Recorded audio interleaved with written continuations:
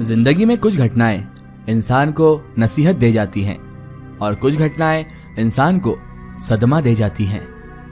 कुछ घटनाएं जिंदगी में ऐसी होती हैं जो इंसान अपनी गलतियों से कर देता है, लेकिन कुछ घटनाएं ऐसी भी होती हैं जो इंसान जानबूझकर करता है और उसका बहुत ही बुरा परिणाम भी भुगतता है।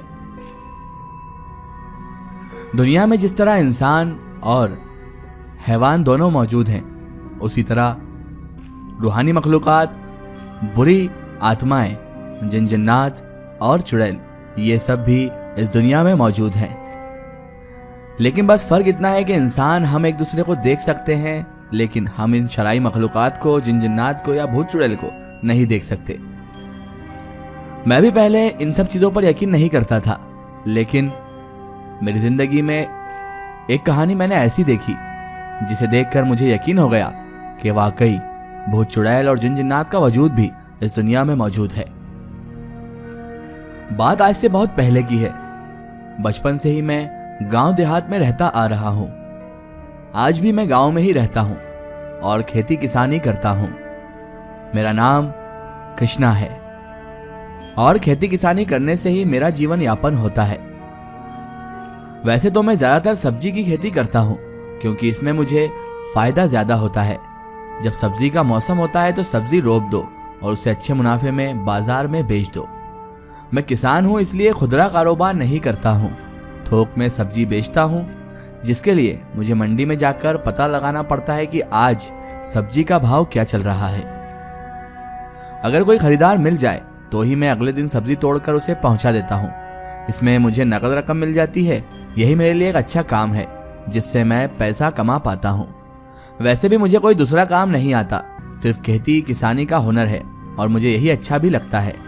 बस बाजार का हमेशा ध्यान रखना पड़ता है इस काम में, और खेती को भी एक औलाद की तरह बड़ा करना पड़ता है। बहुत ध्यान रखना पड़ता है और ये खेती एक जुए की तरह है।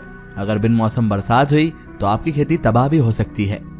बहरहाल खेती के बारे में तो आप सभी जानते ही होंगे, लेकिन इसके अलावा लोगों से जान पहचान बनाकर भी रखना पड़ती है। मेरे पास खुद का एक साइकिल भी है जिससे मैं बाजार जाता हूं और वहां पता लगा कर आता हूं कि आज का भाव क्या है। 20-25 किलोमीटर आराम से साइकिल चलाकर आना जाना कर सकता हूं मैं। इतनी हैबिट है मेरी कि मैं 20-25 किलोमीटर साइकिल आराम से चलाकर आना जाना कर लेता हूं। पर इसी व्यापार के चक्कर में मैं एक बार चुड़ैल भी देख चुका हूं। जी हाँ, आपने बिल्कुल सही सुना है। इसी व्यापार, इसी कारोबार के चक्कर में एक बार मेरा सामना एक चुड़ैल से भी हो चुका है, जिसके बारे में मैं आज आपको बताऊंगा। ये जो कहानी है मेरे एक दोस्त की है। उसी ने मुझसे कहा कि अगर कोई भूतहा कहानी जानते हो तो मुझे बताओ। मैं ये कहानी अपने दोस्त के कहने पर आप सबको सुना रहा हूं। भूत प्रेत होते हैं या नहीं, ये कहानी सुनने के बाद आप कमेंट्स में जरूर बताइएगा। अक्सर गांव देहात में चर्चा होते रहती है, कोई देखे या ना देखे, पर मैंने बहुत से नजदीक से चुड़ैल को देखा है। मेरे गांव में बहुत कम आदमी ही ऐसे होंगे जिन्होंने भूत प्रेत नहीं देखे होंगे। भूत प्रेत तो मन का डर है, जब डर गया तो भूत प्रेत खुद ब खुद दिख जाएंगे, ऐसा लोग कहते हैं। लेकिन कभी कभार ऐसा भी होता है कि इंसान के सामने अचानक से भूत प्रेत आ जाते हैं। लेकिन मेरे साथ कुछ अलग ट्रेजेडी हुई। उस रात मैं चुड़ैल देखने के बाद डरा था। मुझे तो पता ही नहीं था कि जिसे मैं देख रहा हूं वो सच में कोई भूत प्रेत चुड़ैल है या फिर और कुछ।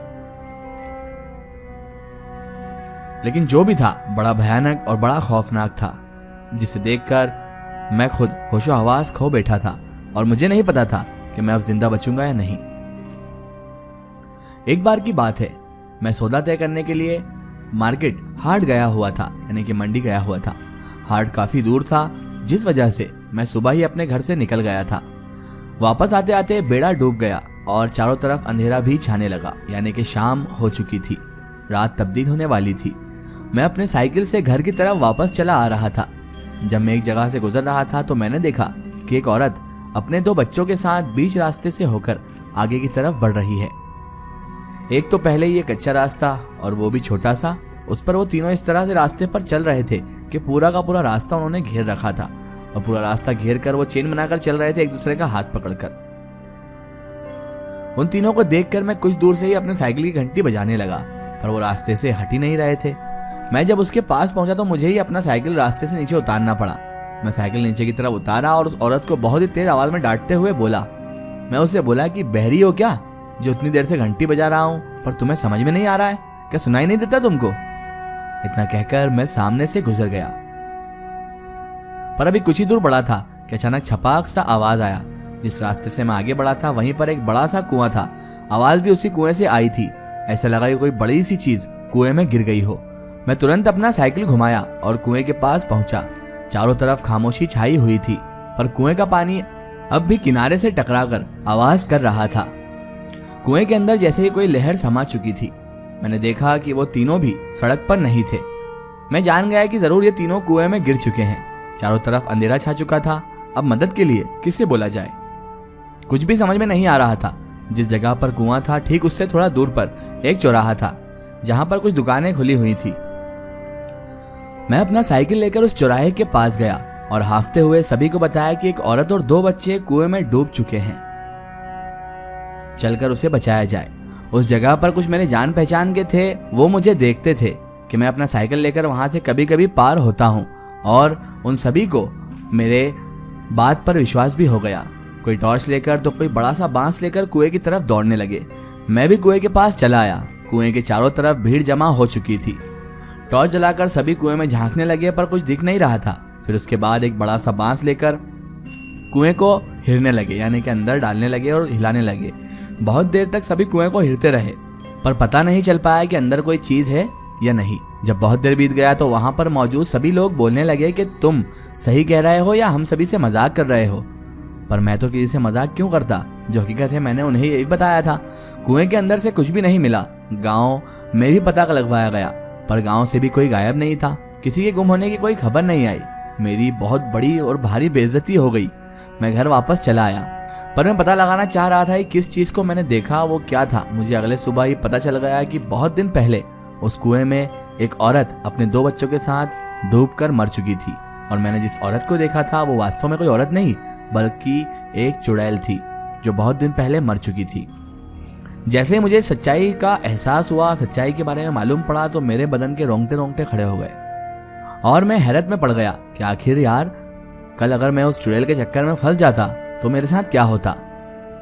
और मैं यही सोचे जा रहा था कि अच्छा हुआ कि मैंने उसी वक्त अकेले जाना वहां पर नहीं किया और अकेले कुएं के पास नहीं गया, वरना शायद मैं जिंदा भी नहीं बच पाता और मैं मौत के घाट उतर जाता, और शायद मेरी आत्मा भी उस चुड़ैल के साथ भटकती रहती। उस दिन के बाद से मैंने वो रास्ता चेंज कर दिया, क्योंकि मुझे उस रास्ते पर अब बड़ा खौफ आने लगा था, और मैं जब भी उस रास्ते से गुजरता तो मुझे वही चुड़ैल का चेहरा नजर आता था और वही 2 बच्चे उसके साथ के। बेचारों की पता नहीं क्या कसूर होगा, लेकिन जो भी हुआ अच्छा नहीं हुआ।